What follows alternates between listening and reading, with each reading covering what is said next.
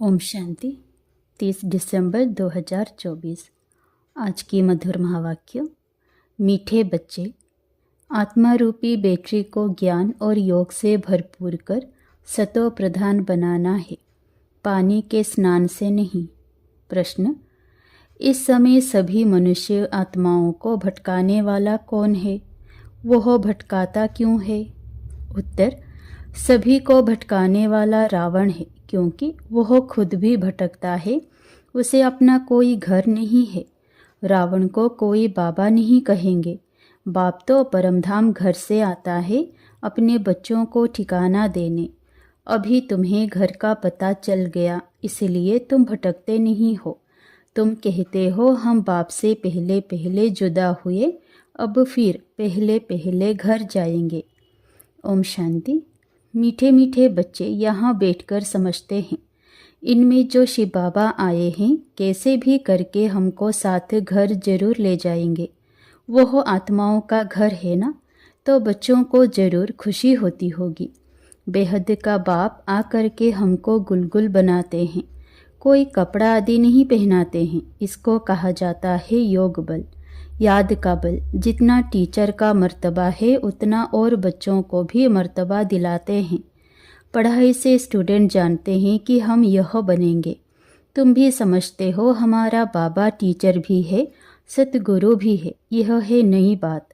हमारा बाबा टीचर है, उनको हम याद करते हैं। हमको टीच कर यह बना रहे हैं। हमारा बेहद का बाबा आया हुआ है हमको वापस घर ले जाने।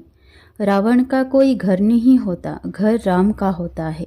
शिव बाबा कहाँ रहते हैं? तुम झट कहेंगे परमधाम में। रावण को तो बाबा नहीं कहेंगे। रावण कहाँ रहते हैं पता नहीं। ऐसे नहीं कहेंगे कि रावण परमधाम में रहते हैं, नहीं।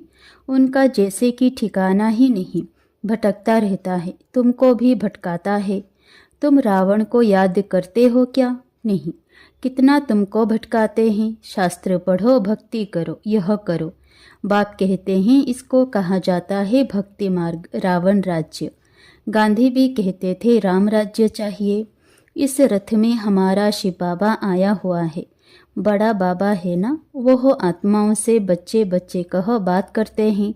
अभी तुम्हारी बुद्धि में है रूहानी बाप, और रूहानी बाप की बुद्धि में हो तुम रूहानी बच्चे, क्योंकि तुम्हारा कनेक्शन है ही मूल वतन से। आत्माएं परमात्मा अलग रहे बहुकाल, वहाँ तो आत्माएं बाप के साथ इकट्ठी रहती है, फिर अलग होती है अपना अपना पाठ बजाने। बहुत काल का हिसाब चाहिए ना। वह बाप बेट बतलाते हैं। तुम अब पढ़ाई पढ़ रहे हो, तुम्हारे में भी नंबरवार हैं जो अच्छी रीति पढ़ते हैं। वही पहले पहले मेरे से जुदा हुए हैं, वही फिर मुझे बहुत याद करेंगे तो फिर पहले पहले आ जाएंगे। बाप बच्चों को बैठ सारे सृष्टि चक्र का गुह्य राज समझाते हैं, जो और कोई भी नहीं जानते। गुह्य भी कहा जाता, गुह्यतम भी कहा जाता है। यह तुम जानते हो। बाप कोई ऊपर से बैठ नहीं समझाते हैं, यहाँ आकर समझाते हैं। मैं इस कल्प वृक्ष का बीज रूप हूँ। इस मनुष्य सृष्टि रूपी झाड़ को कल्प वृक्ष कहा जाता है। दुनिया के मनुष्य तो बिल्कुल कुछ नहीं जानते, कुंभकर्ण की नींद में सोए हुए हैं। फिर बाप आकर जगाते हैं। अभी तुम बच्चों को जगाया है और सब सोए पड़े हैं। तुम भी कुंभकर्ण की आसुरी नींद में सोए हुए थे, बाप ने आकर जगाया है। बच्चों जागो, तुम गाफिल हो व अलबेले हो, सोए पड़े हो। इसको कहा जाता है अज्ञान नींद। वह नींद तो सब करते हैं, सतयुग में भी करते हैं। अभी सब हैं अज्ञान की नींद में। बाप आकर ज्ञान देकर सबको जगाते हैं। अब तुम बच्चे जागे हो, जानते हो बाबा आया हुआ है, हमको ले जाएगा। अभी तो ना यह शरीर काम का रहा है ना आत्मा, दोनों पतित बन पड़े हैं, एकदम उल्लम्मे का है। 9 कैरेट कहें अर्थात बहुत थोड़ा सोना। सच्चा सोना 24 कैरेट का होता है। अब बाप तुम बच्चों को 24 कैरेट में ले जाना चाहते हैं। तुम्हारी आत्मा को सच्चा सच्चा गोल्डन एज्ड बनाते हैं। भारत को सोने की चिड़िया कहते थे, अभी तो लोहे की। ठीक कर भीतर की चिड़िया कहेंगे, है तो चैतन्य ना।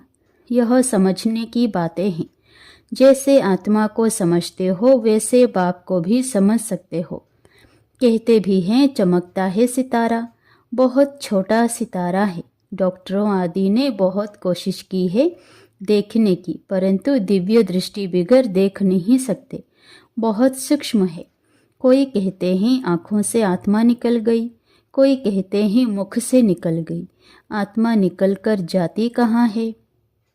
दूसरे तन में जाकर प्रवेश करती है। अभी तुम्हारी आत्मा ऊपर चली जाएगी शांति धाम, यह पक्का मालूम है। बाप आकर हमको घर ले जाएंगे। एक तरफ है कलयुग, दूसरे तरफ है सतयुग। अभी हम संगम पर खड़े हैं। वंडर है ना।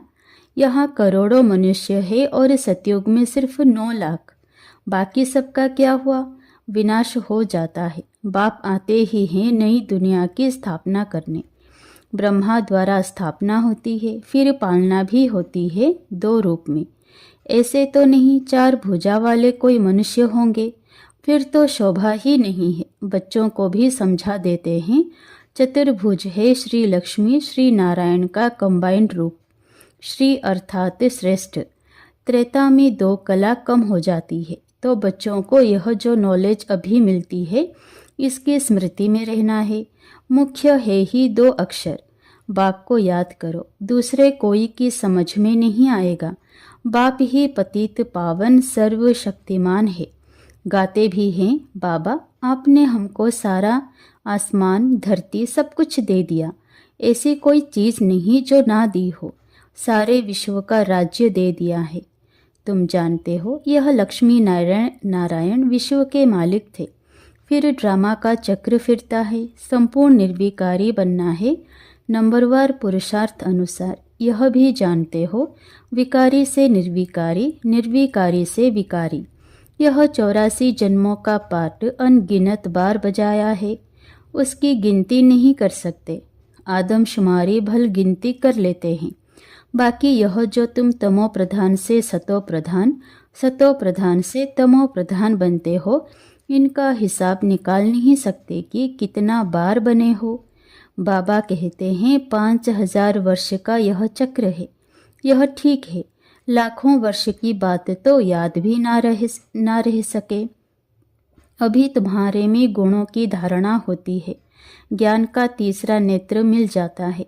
इन आँखों से तुम पुरानी दुनिया को देखते हो, तीसरा नेत्र जो मिलता है उनसे नई दुनिया को देखना है। यह दुनिया तो कोई काम की नहीं है, पुरानी दुनिया है। नई और पुरानी दुनिया में फ़र्क देखो कितना है। तुम जानते हो हम ही नई दुनिया के मालिक थे, फिर 84 जन्म लेते लेते यह बने हैं। यह अच्छी रीति याद रखना चाहिए और फिर दूसरे को भी समझाना है कैसे हम यह बनते हैं। ब्रह्मा सो विष्णु, फिर विष्णु सो ब्रह्मा बनते हैं। ब्रह्मा और विष्णु का फर्क देखते हो ना। विष्णु कैसा सजा सजाया बैठा है और यह ब्रह्मा कैसे साधारण बैठा है। तुम जानते हो यह ब्रह्मा वह विष्णु बनने वाला है। यह किसी को समझाना भी बहुत सहज है। ब्रह्मा विष्णु शंकर का आपस में क्या संबंध है? तुम जानते हो यह विष्णु के 2 रूप लक्ष्मी नारायण हैं। यही विष्णु देवता, सो फिर यह मनुष्य ब्रह्मा बनते हैं। वह विष्णु सतयुग का है, ब्रह्मा यहाँ का है। बाप ने समझाया है ब्रह्मा से विष्णु बनना सेकंड में, फिर विष्णु से ब्रह्मा बनने में 5000 वर्ष लगते हैं। तुम केवल एक ब्रह्मा ही तो नहीं बनते हैं ना। यह बातें सिवाय बाप के और कोई समझा ना सके। यहाँ कोई मनुष्य गुरु की बात नहीं है। इनका भी गुरु शिव बाबा, तुम ब्राह्मणों का भी गुरु शिव बाबा है। उनको सद्गुरु कहा जाता है। तो बच्चों को शिव बाबा को ही याद करना है। कोई को भी यह समझाना है, बहुत सहज। शिव बाबा को याद करो। शिव बाबा स्वर्ग नई दुनिया रचते हैं। ऊंचते ऊंच भगवान शिव है। वो हम आत्माओं का बाबा है। तो भगवान बच्चों को कहते हैं मुझ बाप को याद करो। याद करना कितना सहज है। बच्चा पैदा होता है और झट माँ माँ उनके मुख से आपे ही निकलता है। माँ बाप के सिवाय और कोई पास नहीं जाएगा। माँ मर जाती है वह फिर और बात है। पहले है माँ और बाप, फिर पीछे और मित्र संबंधी आदि होते हैं। उसमें भी जोड़ी जोड़ी होगी, चाचा चाची दो है।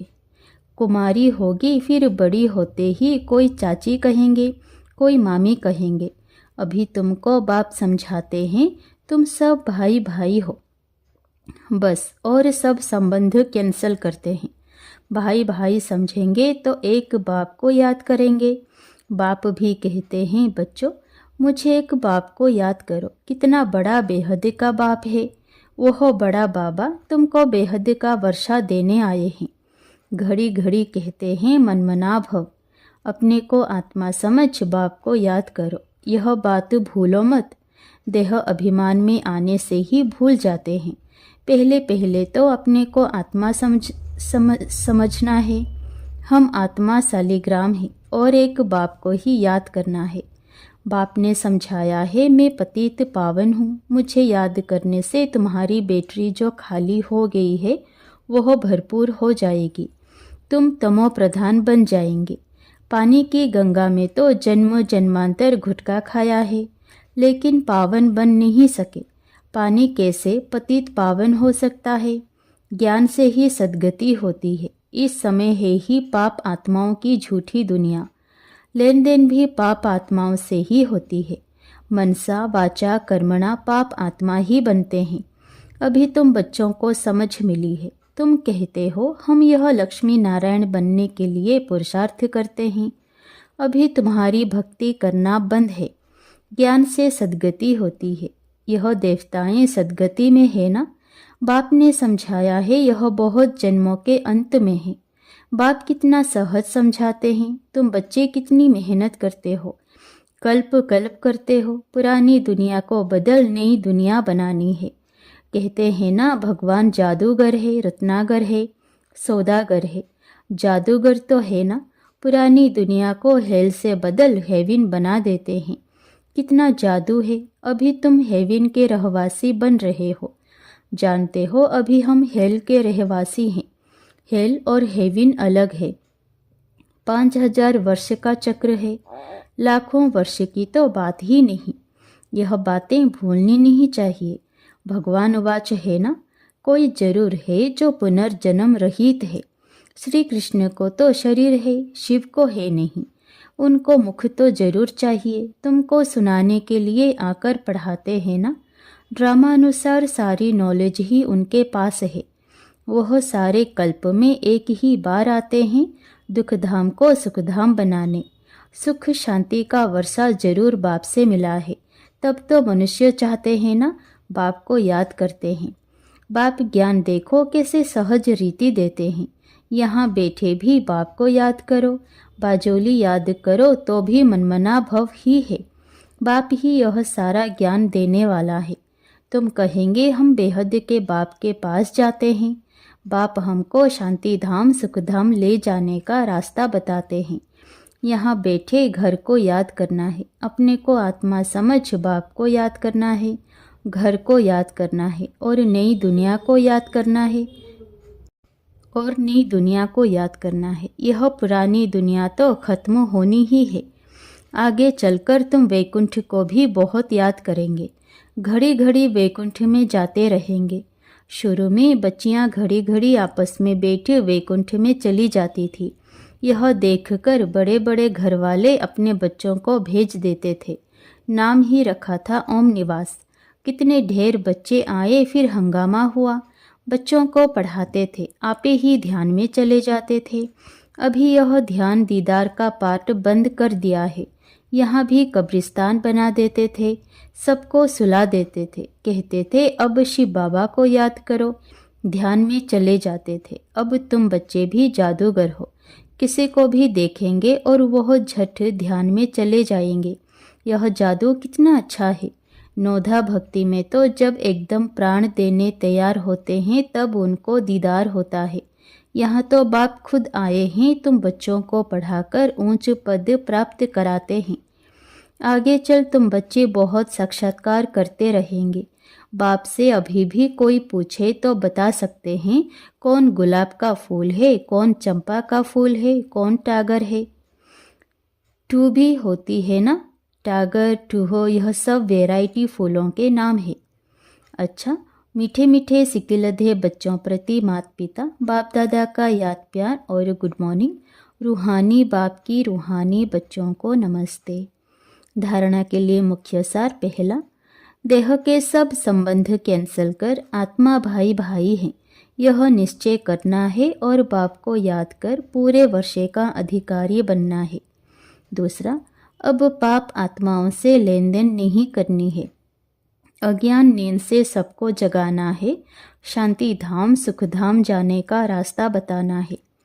वरदान, मन बुद्धि की एकाग्रता द्वारा सर्व सिद्धियां प्राप्त करने वाले सदा समर्थ आत्मा भव। सर्व सिद्धियों को प्राप्त करने के लिए एकाग्रता की शक्ति को बढ़ाओ। यह एकाग्रता की शक्ति सहज निर्विघ्न बना देती है। मेहनत करने की आवश्यकता नहीं रहती। एक बाप दूसरा ना कोई, इसका सहज अनुभव होता है। सहज एक रस स्थिति बन जाती है। सर्व के प्रति कल्याण की वृत्ति, भाई भाई की दृष्टि रहती है। लेकिन एकाग्र होने के लिए इतना समर्थ बनो जो मन बुद्धि सदा आपके ऑर्डर अनुसार चले, स्वप्न में भी सेकंड मात्र भी हलचल ना हो। स्लोगन, कमल पुष्प के समान न्यारे रहो तो प्रभु के प्यार का पात्र बन जाएंगे। कमल पुष्प के समान न्यारे रहो तो प्रभु के प्यार का पात्र बन जाएंगे। ओम शांति।